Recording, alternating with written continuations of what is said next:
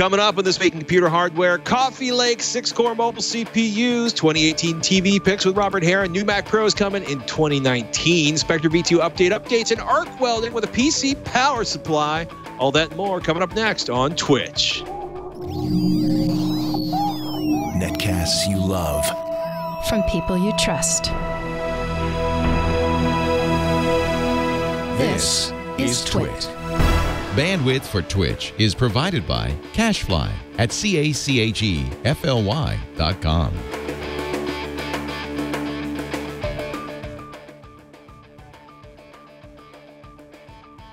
This is TWiCH, This Week in Computer Hardware, episode 460, recorded on April 5th, 2018. 12-core mobile CPUs. This episode of This Week in Computer Hardware is brought to you by Rocket Mortgage by Quicken Loans. Home plays a big role in your life. That's why Quicken Loans created Rocket Mortgage. It lets you apply simply and understand the entire mortgage process fully, so you can be confident that you're getting the right mortgage for you. Get started at rocketmortgage.com/TWiCH.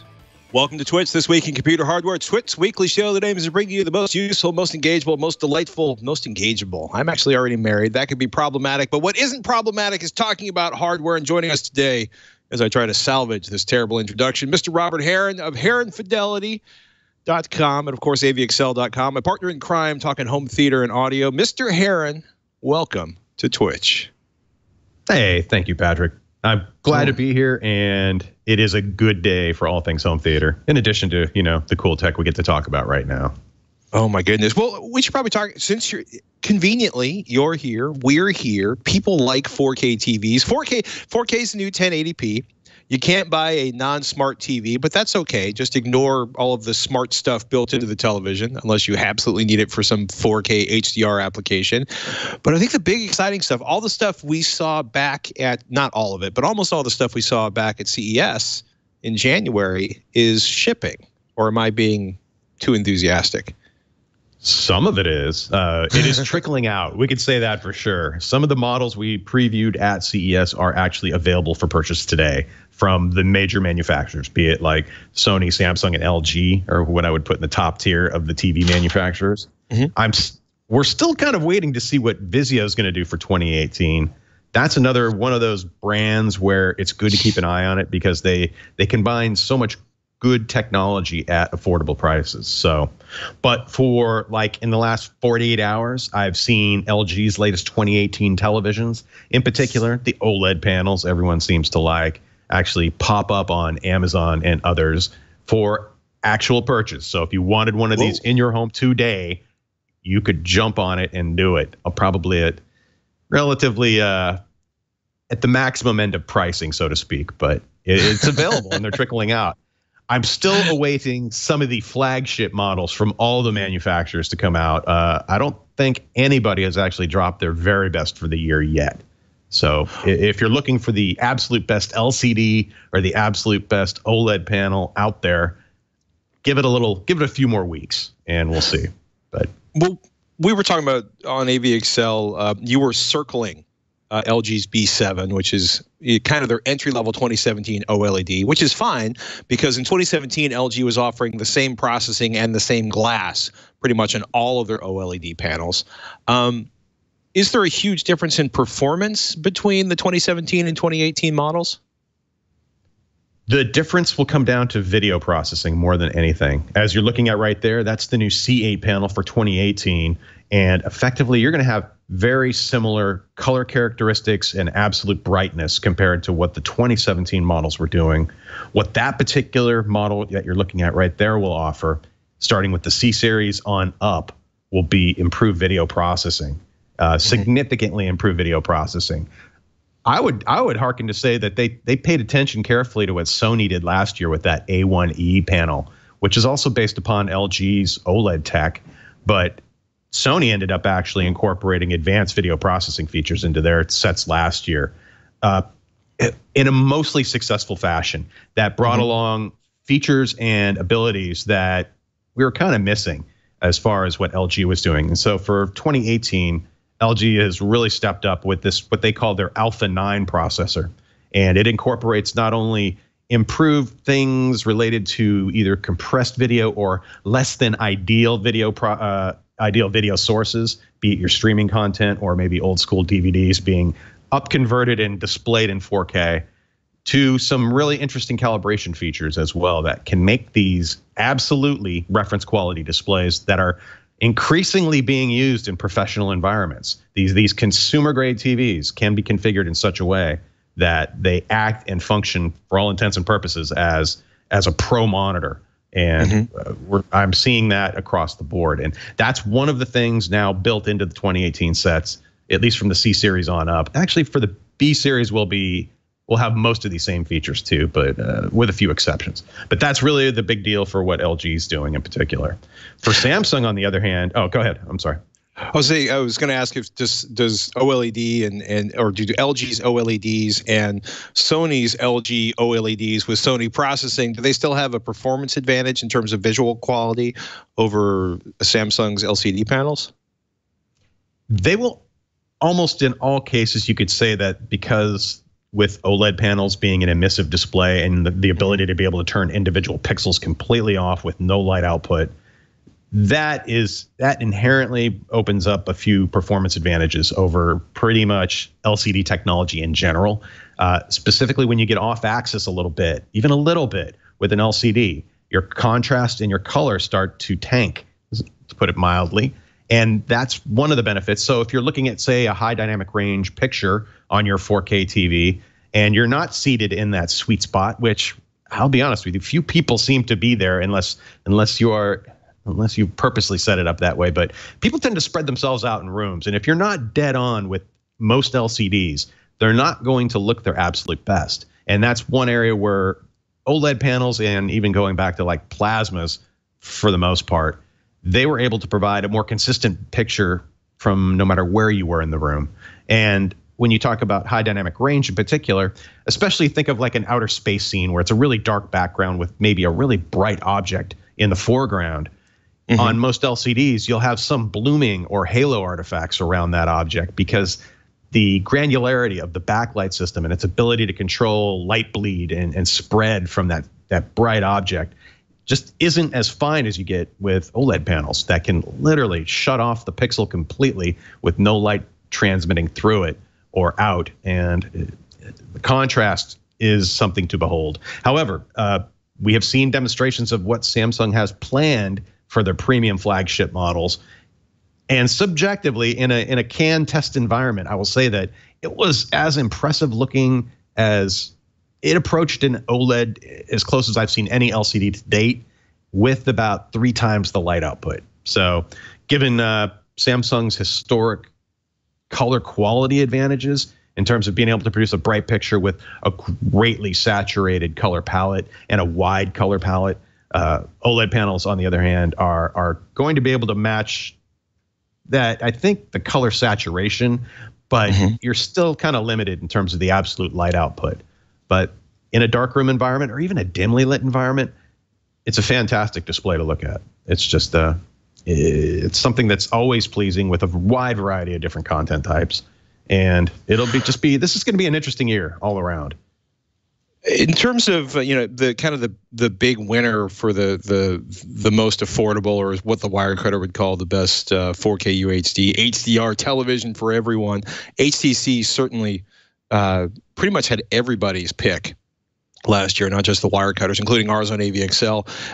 Is HTC going to be delivering another model like that? We were hoping they would deliver sort of similar quality and more sizes this year. Are those showing up yet?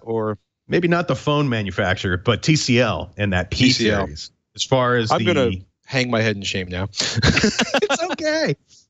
Hey, TCL, there are plenty of models HTC, out there. Oppo Digital, Sony, LG, Samsung. Let me see if I can insult everyone.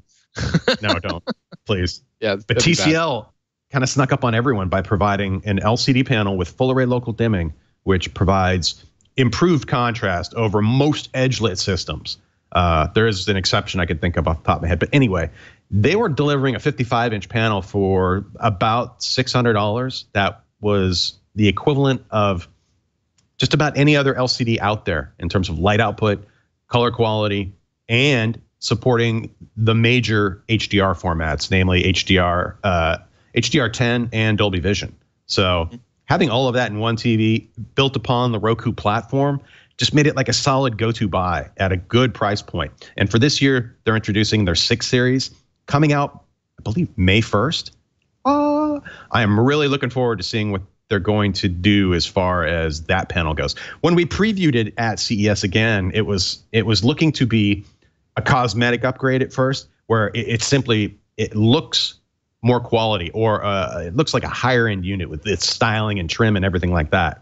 However, they will be adding more zones of local dimming for even a more granular ability to control the contrast and light output across the whole screen to make it look more OLED-like. And I'm sure it's going to have a terrific amount of light output as well, being a full array local dimming TV with that LED array behind that screen, being able to drive a lot of light into the picture. I'll be curious to see how it compares to like what Samsung does with their anti-reflective and anti-glare coatings.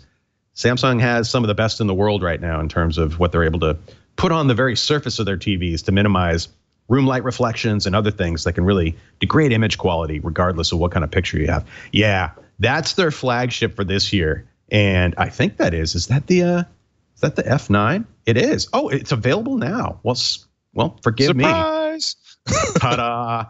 Not cheap, but if that's even close to the demo I saw at CES, that was the LCD that was as close to being OLED-like as I have seen from any panel, including superb off-axis viewing and a host of other tricks that they've employed to make just one fantastic-looking display.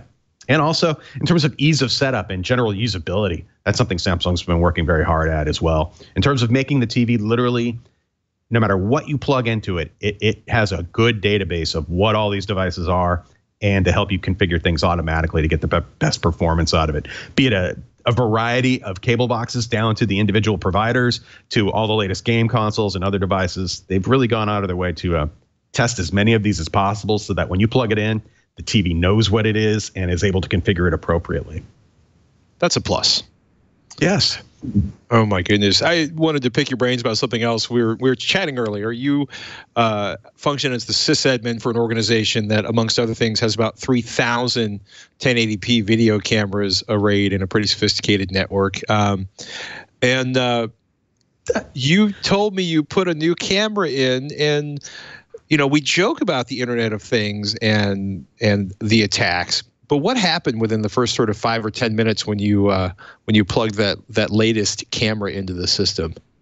Well, it wasn't so much the camera, although it may have been related to that, but the software that I use to drive the camera system on the back end, it is exposed to the internet so people can remotely log into it, authorized users and things like that. However, within the configuration software itself, it actually has a setup for, hey, if somebody tries to log in X number of times over X number or Y number of minutes, and it exceeds those parameters, you can then log that IP address and automatically block it.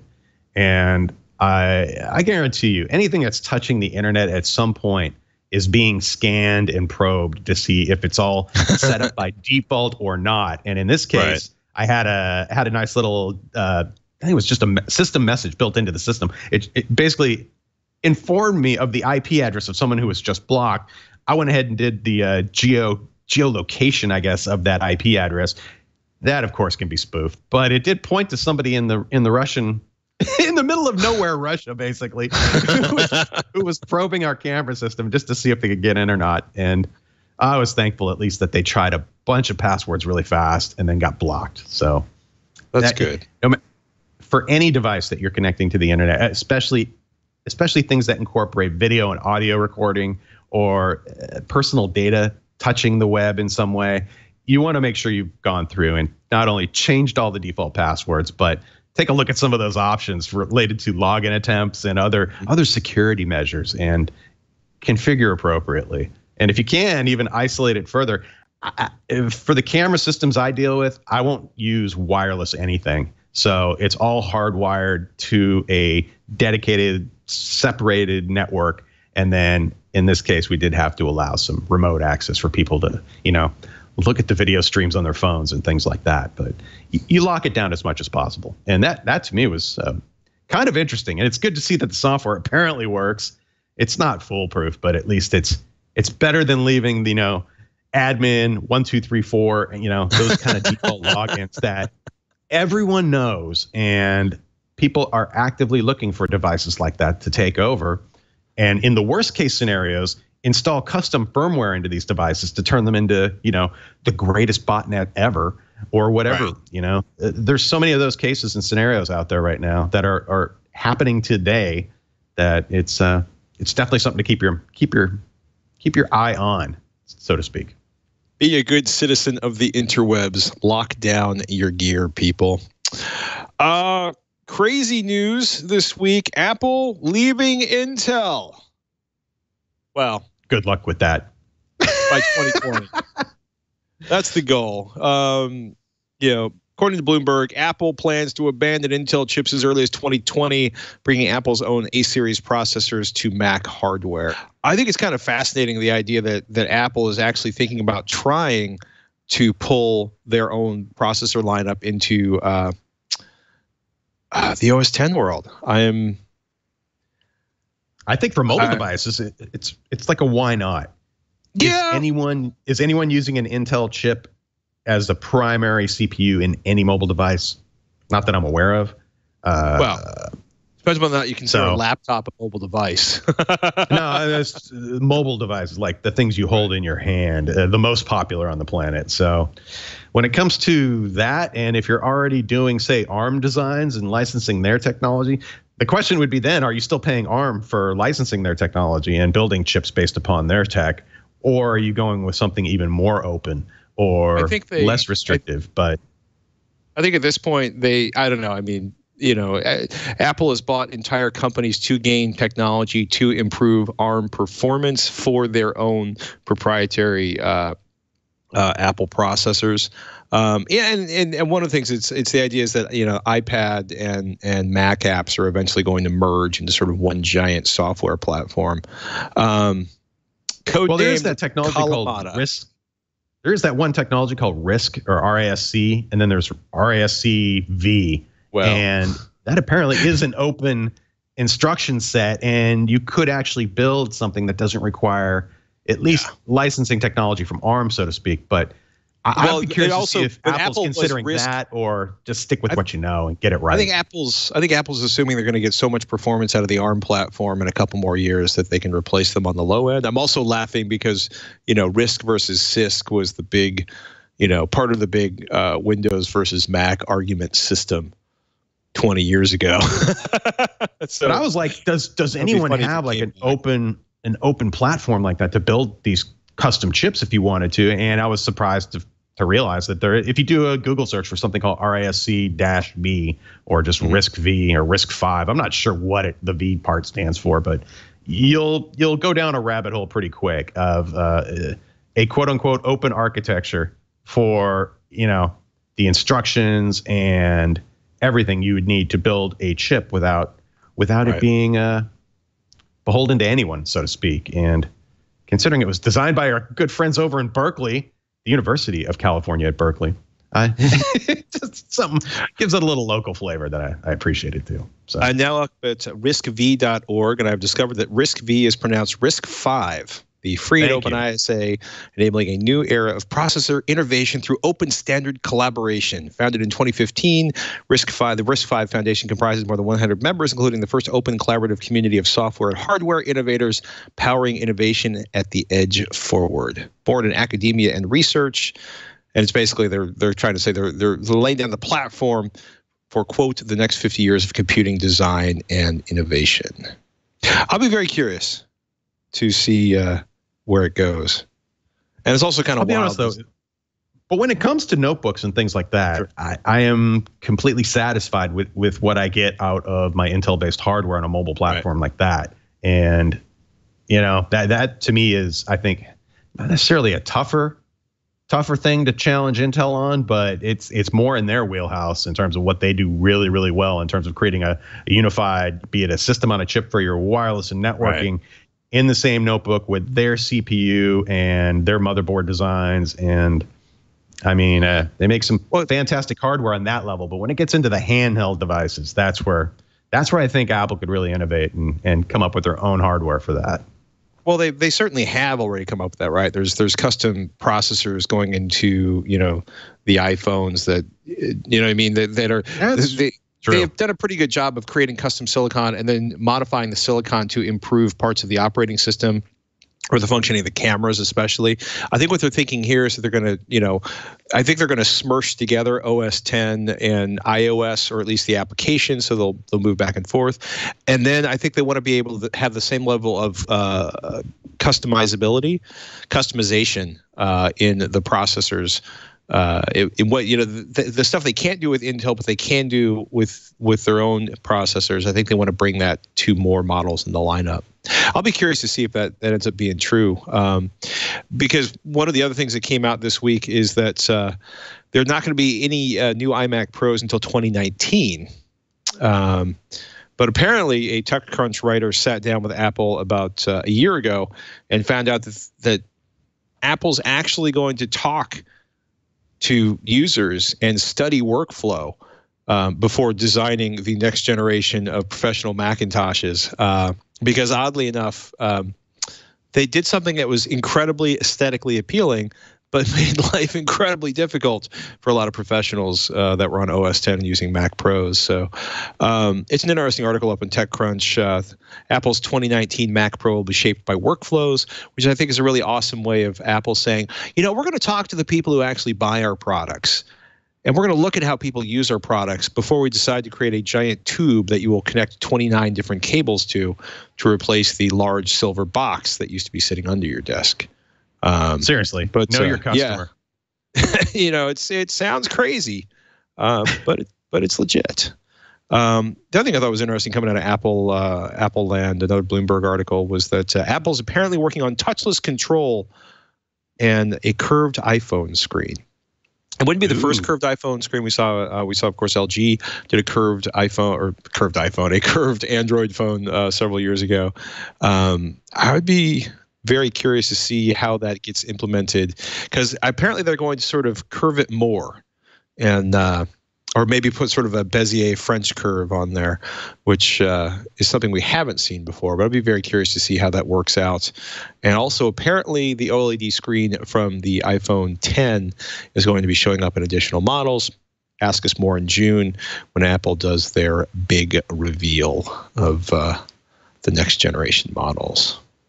I'll be curious to see what kind of curve they're actually talking about, whether it's like a one-dimensional curve, like where you just have a nice, I don't know, like almost a banana to it if you wanted a phone that shape. Or are they looking at something more like the Samsung Edge designs where you have the edges that do that nice roll off on each side like that?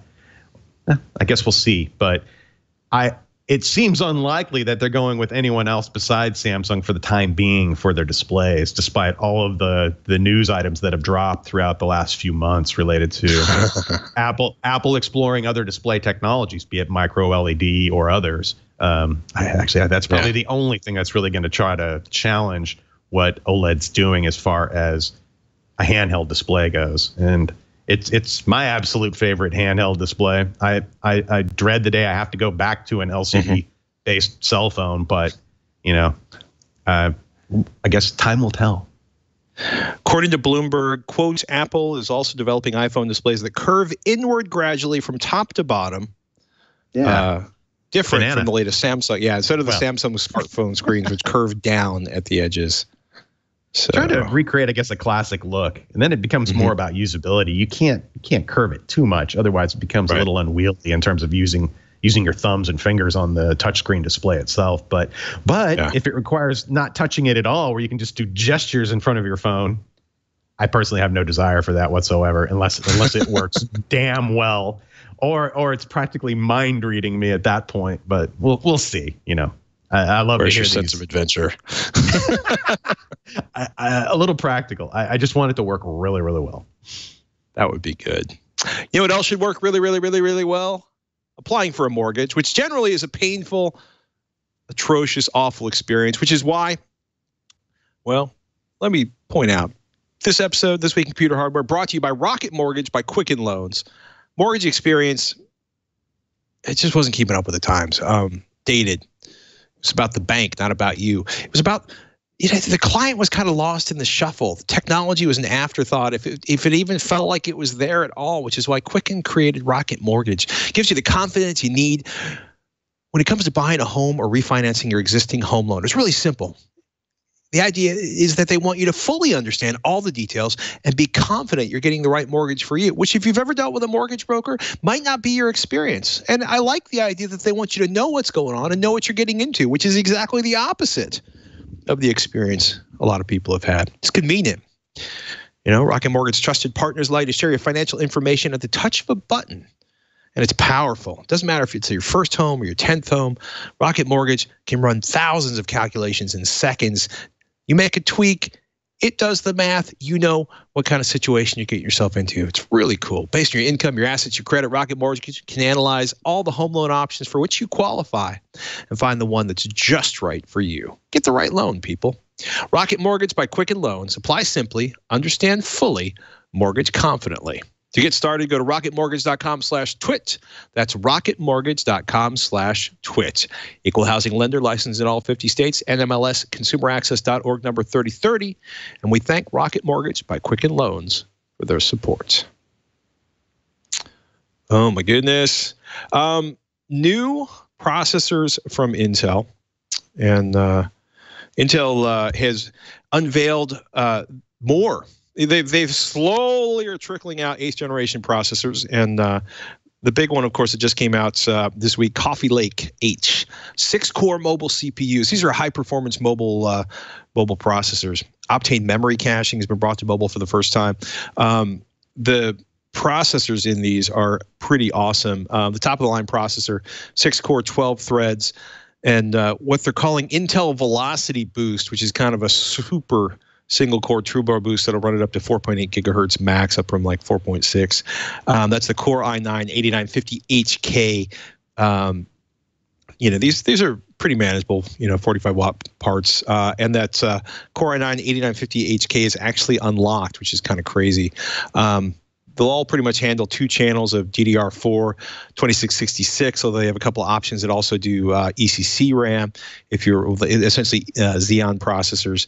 And they're running from the Intel Core i5-8300H, which is running at 4 gigahertz, 4 cores, 8 threads, maxing out at that Intel Core i9-8950HK, which the base clock speed on that is 2.9 gigahertz. And they can max it out for a single core at 4.8 gigahertz, and that's 6 cores and 12 threads on that one. The chipsets on these are really cool. The 300 series mobile chipsets that were announced, USB 3.1 Gen 2 ports directly from the chipsets. They've integrated an 802.11ac radio into the chipset, so look for phenomenal performance off of those if you are moving all the bits and all the data. And a few more U processors in the lineup too, running from the Core i3-8109U, which is a 3 gigahertz base clock speed, 3.6 gigahertz maxed out, 2-core, 4-thread processor, and then a couple of i5 processors running at 3.8 and 4.2 gigahertz in turbo mode, and then the Intel Core i7-8559U, which its base clock speed is 2.7 gigahertz. Turbo boost will hit a single core up to 4.5 gigahertz, and all those Core i5s and Core i7s, 4 cores, 8 threads, and 28 watts on the TDP. So. And they all offer Intel Optane memory support. That unlocked i9 has me just going, For the most of the applications I play with, though, in particular, my gaming habit, I'm finding that my GPU gets maxed out more frequently than I find my CPU getting maxed out. So I would like to know what kind of performance benefit I would get in a gaming environment with something like the latest unlocked i9. Compared to, say, what I'm running currently with my current graphics card. And that's, without actually putting it all together, it's kind of hard to know one way or another. It's hard to just say, would it be worth it? Would I really get a significant frame rate boost, say, making that leap? So just need to find somebody with the same GPUs or similar GPUs with both your processor and that Core i9. Most of these Core i9s are going to be showing up on high-end gaming laptops, at least the ones we're going to see first. The Verge has a nice roundup of that. Acer's got the Nitro 5. You'll notice a lot of these are very large 15-inch laptops with very loud keyboards. The first one up there is the Acer Nitro 5. If you scroll down a little bit on there, the Gigabyte Aero 15 and 15X, which is crazy, right? Because it's a laptop with a 144 hertz refresh rate on that Gigabyte Aero. The Samsung Notebook Odyssey Z, that'll support 16 gigabytes of RAM, 1 terabyte of NVMe PCI storage, which isn't that unusual. And it's just a regular 15.6-inch 1080p display. Although having a late model 1060 on that is a nice touch. Asus ROG Zephyrus M. And you keep going, the Asus ROG G703. If you want to spend all the money on a laptop, you can do it. Although it's kind of impressive. Because right now, I mean, it's funny because GPU prices are coming down. We should probably mention that. But I'm looking at this, like a 120 hertz display, GTX 1060 at like $1,500 in a high performance gaming laptop. That's a pretty good deal. So, God damn. Yeah, and I was talking about it on Tech Thing this week. GPU prices are still almost 2x MSRP, but there are a lot, especially if you go over to Newegg, there are a ton of GPUs shipping right now, and you're looking at like 3 gigabyte 1060 starting at around $290, 6 gigabyte cards starting at somewhere between $330, $350 for GTX 1060. Of course, 1070s and 1080s are available. Checkbook. I was looking for a 1080 Ti, and that was $1,500 like a couple days ago. So that's, most people aren't spending that much on the whole rig, let alone just the graphics card. So well, I agree, but I mean, if you take a look at these numbers in here, right? That's $679 down from a peak of probably $1,400. Exactly. It was outrageous just in terms of with the cryptocurrency mining and a variety of other items too that probably contributed to the prices getting jacked up the way they were. But I also realized that my last video card upgrade was related to the release of Far Cry 4, and now that Far Cry 5 is out, I'm finding that it runs really well on my 1060 with 6 gigabytes. But I'm wondering if how much better would it be with a 1080? But there's no way I'm spending $1,500 on a graphics card in my current rig. I'd have to be building a whole brand new system for that. Yeah. What's your monitor size? What's your resolution on your monitor? Yeah. See, I'm also running at like 1920 by 1200, and what else? Yeah. So I can run everything at ultra. 1060 for you. Well, I mean, I can run everything at ultra at a solid 60 frames a second. So I definitely need a monitor upgrade first before I go crazy on the graphics card side of bumping that up a little bit further. But I'm super happy. I'm actually happy with how well the system performs with some of the latest AAA titles coming out.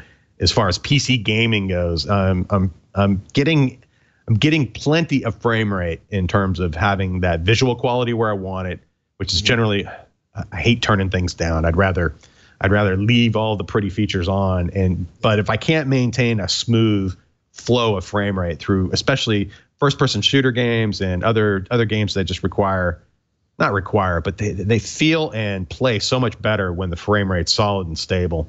That's what's most important to me. And yeah, there we go. Send my pet dog at the enemy. Actually, I'm having a hard time staying on track with the storyline in the Far Cry 5. It's more or less every time I come across a new vehicle, especially the flying vehicles, I'll just start tooling around. Crazy. Let's go explore the environment until I'm either shot out of the sky or chased down by the hordes of the cult members or whatever. So I'm actually enjoying that game quite a bit, and it has a fantastic audio soundtrack as well.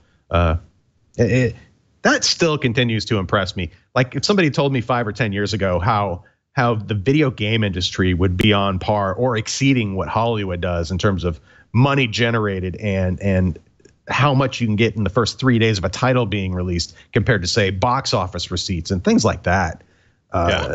Video games are here, and they are probably one of the most powerful forms of entertainment in terms of as a business we have on this planet. And with titles like that, although I will say, I bought Far Cry 5, pre-ordered it before it came out, and I know better than to be doing that, because you will always find glitches and bugs and little things that just kind of take you out of the moment. And Far Cry 5 is no exception. It will be a better game in a month or so when they get the first couple of patches out. So right, that's if I have one regret, it's that. But otherwise, I'm loving it. It's a fun environment and a kind of a creepy, cool story. And I'm looking forward to the end, trying to see the end before I read a spoiler accidentally or something like that. So game quickly. Something that might finally have you upgrading your desktop or your devices around the house, your older PCs around the house. Good short write up on PC Per. Quote, have an old Intel CPU and worried about Spectre V2. We predict your taste will branch out soon, which is Jeremy Hellstrom's way of saying Intel's not going to provide Spectre V2 patches for a whole bunch of models. There's a really deep write up on the Inquirer, but it comes down to, if you want to dig into the microcode update guidance dated April 2nd, 2018. And it basically talks about, it's an Intel PDF that lists what's going on in terms of the microcode updates that will repair the flaws. And first of all of the processors on the list that might not be getting a Spectre V2 fix should all have the first variation of Spectre and Meltdown should both be patched and good to go. But, quote, it would seem, writes Jeremy Hellstrom, that over 230 models dating back to 2011, which are still vulnerable to Spectre V2, will remain so indefinitely, as fixing the issue is both incredibly complex and not economically beneficial to Intel. If you have one of the things Intel said is they talked to a lot of their partners. In some cases, they found out a lot of these processors, especially things like older Atom processors, are essentially built into devices that have very limited opportunity to be connected to the net or fairly secured. But again, all of the latest generation processors coming out now are supposed to be coming from the factory without the vulnerabilities, or the vulnerabilities have already been blocked. And if you want to get really geeky and start reading about lots of processors most people have forgotten about a long time ago. Oh, look, Kaby Lake, Nephalem, Penryn V2 has been stopped on the development. It's kind of a long trip down memory lane. And or a lot Intel's of these introduced new vulnerabilities that they are completely unaware of, like the last time around. So is any CPU so much as glitches that cause truly secure? But I mean, I'm looking at some of the ones that have been stopped, like Yorkfield Xeon, Wolfdale. I mean, these are going back in some cases. True, but you think about, especially on the server side of things, where you have lots of CPUs being deployed at once, those aren't necessarily upgraded as frequently as some of the, maybe like a hardcore gamer would be upgrading their CPU in a home environment, or those kind of scenarios. I picture that there will be vulnerable CPUs out there for the rest of our lives, or at least. You mean like unpatched Windows XP boxes? Yeah, exactly. Like every other routers. I'm shocked at what still runs XP nowadays, but it's all there to be hacked. Sometimes don't look too close. You might get really, really terrified. A couple more thoughts before we go. HTC Vive Pro starter kit. They've dropped the price.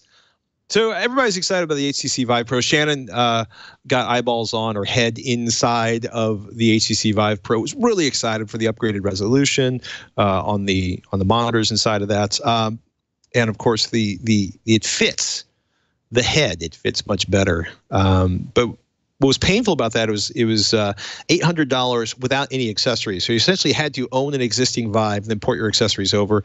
They've cut I want to say $100 off the price of the accessories. So now you can get a full HTC Vive Pro starter kit for $1,100, which means, there's something painful with the idea of buying an $800 box and getting home and discovering that you can't use it until you buy several $100s more in accessories.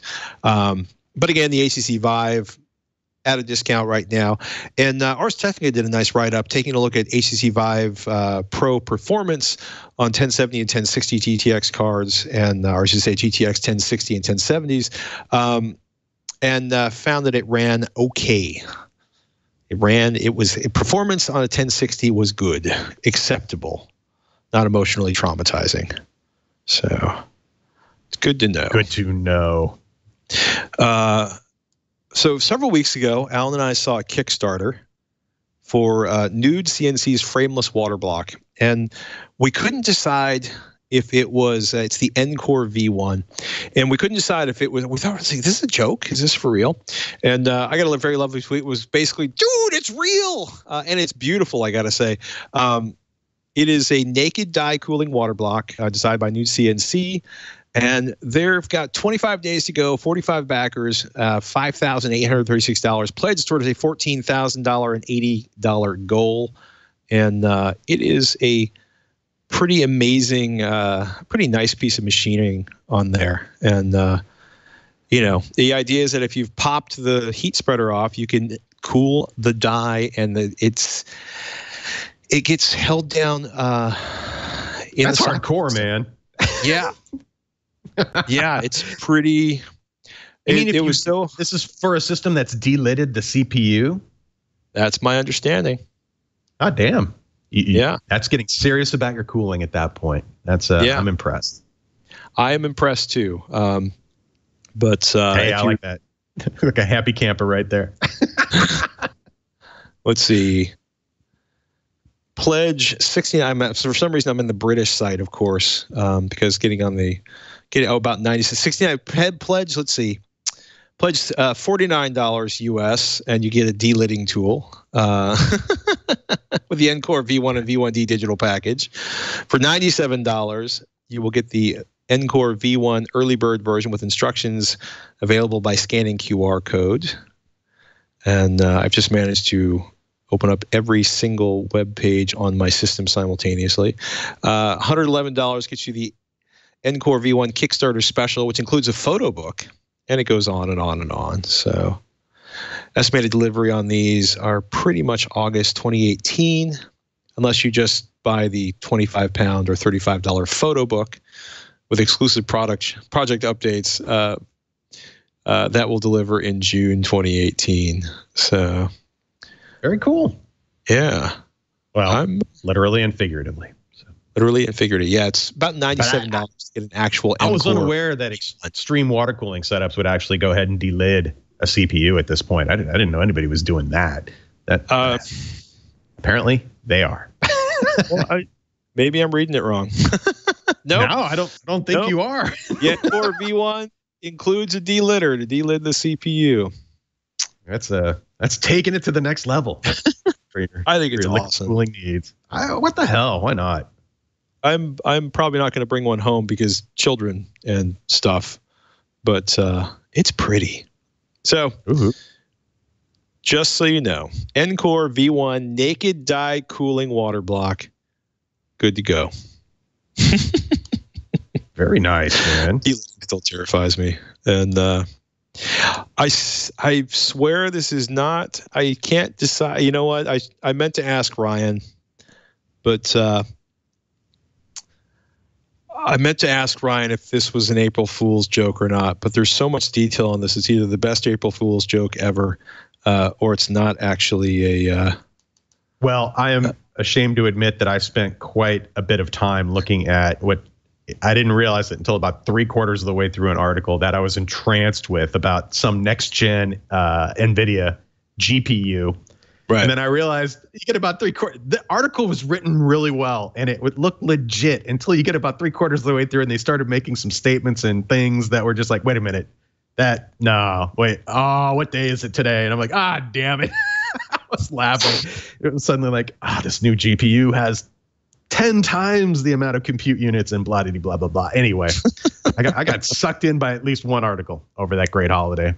It also amazed me in some of the news feeds from like Google and other people, how many April Fool's stories would pop up there as like legit news. And I'm like, okay, if Google can't filter this crap out, then we're all pretty doomed at this point. Well, then there's Elon Musk who accidentally vaporized a bunch of shareholder value with his April Fool's Day Twitter humor. But what's kind of crazy about this, right? This is Lee Garbett, who does all the reviews of power supplies for PC Per, took a Corsair AX 1600i, bolted. Scroll down a little bit, right? This is a ridiculously powerful there is scroll up a little bit. There's something like 133 amps it can deliver maxed out, and it's pretty crazy. So he took all of the available power output from the AX1600i and stick welded with it. Now I thought it was, he bolted on a higher capacity fan. He had to get all of the leads together, bundle all the 12-volt cables into the welding leads. It's and the hardest part, he said, was actually trying to strike and maintain an arc with only 12 volts, which is a little bit lower than you would normally have. Normally, you would bundle a bunch of like 12-volt car batteries together, do an emergency stick welder running at like 36 volts. But he had to disable the safety protection. About this point is when I realized, if you keep scrolling down, I realized that he'd actually done this. He disabled the safety protection circuit chip on the digital control board, tweaked the software, and apparently actually managed to weld some steel with a power supply, with a PC power supply. So that fan is not normally on an AX1600i. He put that to boost the cooling inside of there. That's some dedication right there. Considering, I think you could buy a stick welder on Amazon for like $130, $140. Yeah. I don't. It's probably not the greatest stick welder ever, but he points it's a stick welder. So he points it out. You can buy one for considerably less money and considerably less time if you just want to weld some stuff together. I was reading this and I'm like, oh my goodness, he actually did this. Lee does amazing work reviewing power supplies for PC Perspective, so I thought this was a hoot and wanted to point that out. That's pretty cool. So you and I host avxl.com. We'll probably be talking about headphones next week after I get back from Kansas this weekend. I saw some particularly interesting projectors this week too. I'm finally seeing projectors, eyeballs and equipment on projectors that can actually do over about 95% of DCI color space, and that was something I was hoping to see sooner than later. And I'm glad to say there are such beasts out there.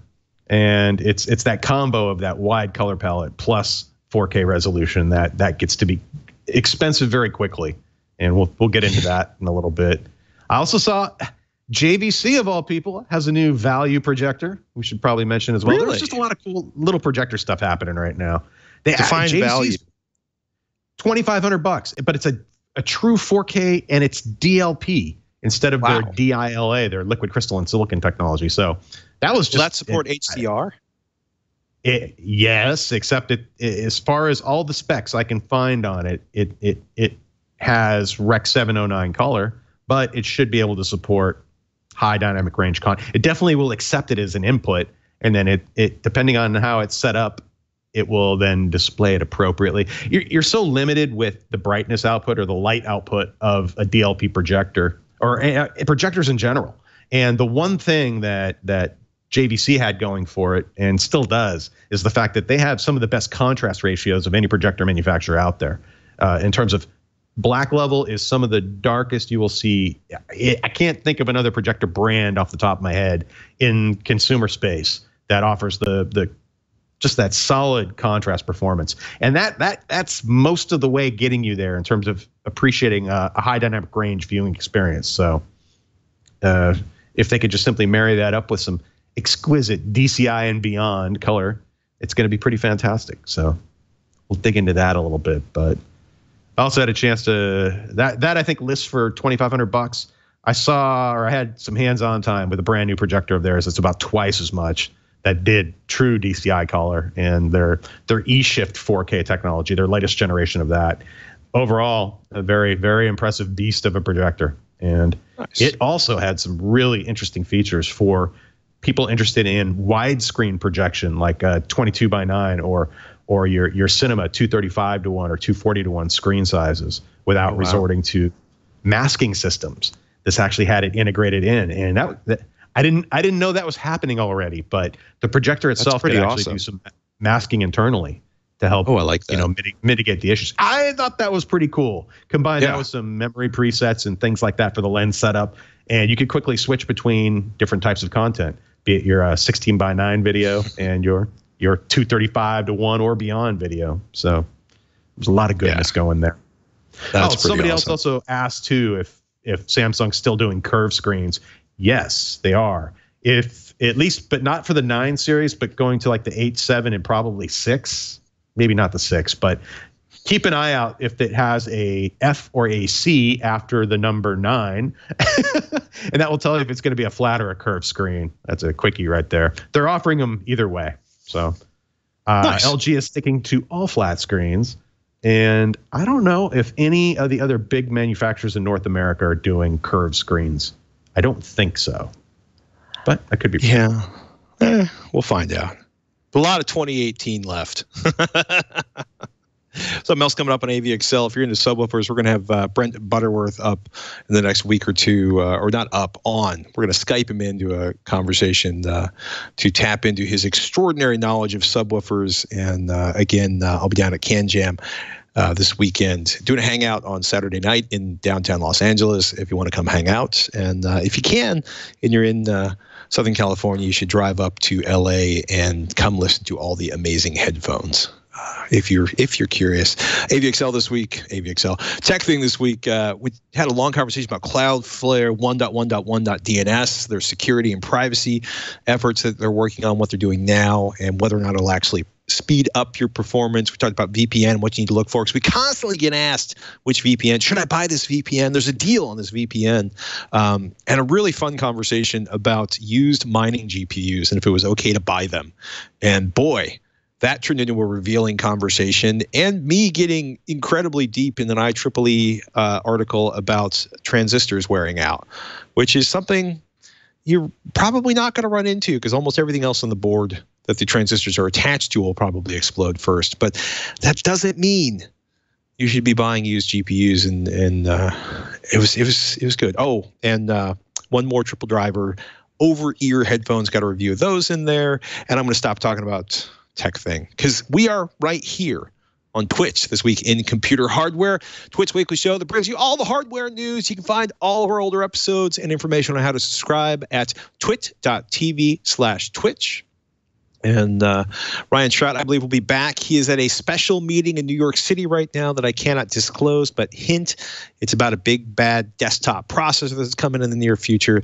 And, of course, you can catch Mr. Robert Heron with me at AVXL. And what's that website, Robert? AVXL.com and HeronFidelity.com. I need that's to really the one. Heron Fidelity. Get the shot collar. Hell yeah. Actually, I need to redo my theme for that website and probably just update it. It's not as mobile friendly as I would like it to be, and I need to work on that. So, the world's gone mobile.